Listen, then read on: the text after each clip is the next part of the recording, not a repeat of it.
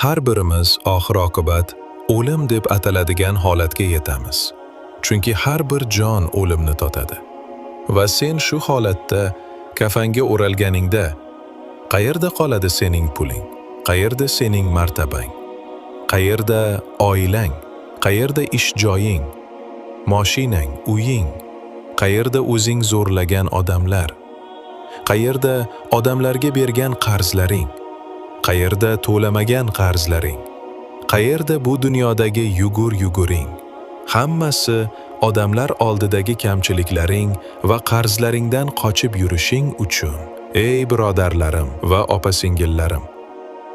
Agar siz shu bosqichga yetib kelsangiz, bu asl haqiqatdir. Sen bu dunyoga hech narsasiz kelding, ko'p narsalarni yig'ding. Ba'zilar boshqalardan ko'proq, lekin oxir